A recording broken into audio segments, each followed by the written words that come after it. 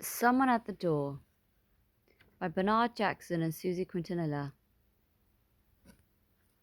Karen and Paula measured the hole in Karen's door.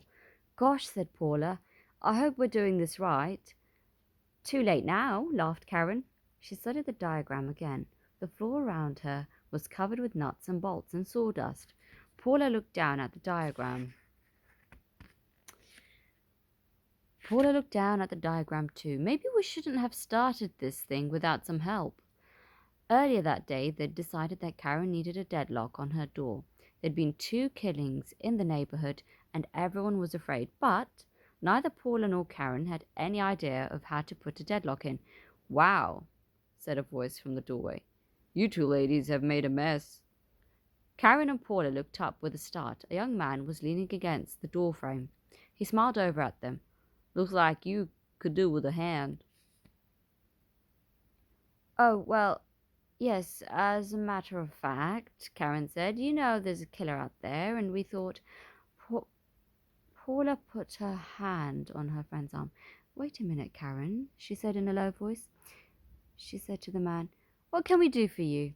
The young man smiled again. I work for the local paper, he said. I'm looking for new customers. I was hoping to interest you in taking the newspaper.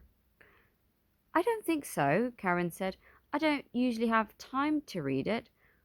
Oh, but there's a special offer this month. You get the first 2 weeks free. If you want to cancel after that, just phone and say so. No pressure. Why not try it? There's nothing to lose. That's a good deal. All right, said Karen, but I'm not interested. Besides, you can see we have a mess on our hands. We'd better get back to work. Sure, said the young man. I can see you're busy. He looked down at the wood and tools on the floor. Is that a deadlock you're putting in? I used to work with these at the hardware shop. I'll be glad to help you with it. It's really simple if you know what you're doing. Karen got to her feet. She brushed her hands together. Thanks, she said. Would really appreciate some help. I'd be happy to pay you. In fact, it's worth it to me to get this lock in today. Oh, that's not necessary.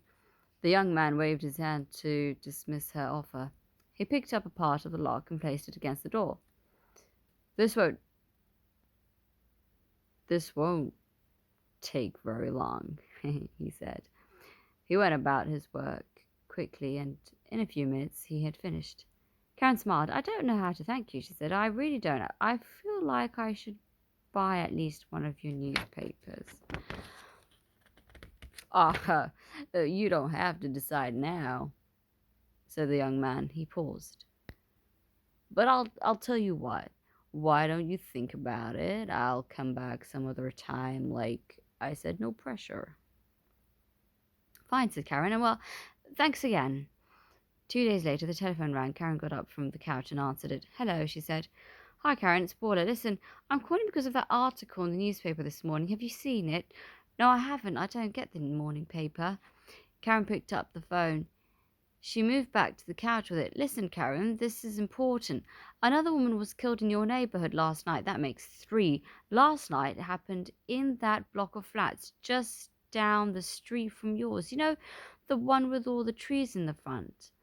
Really? Gosh, who was murdered?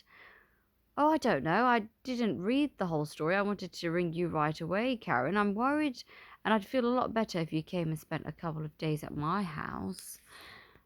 Oh, take it easy, Paula, Karen said.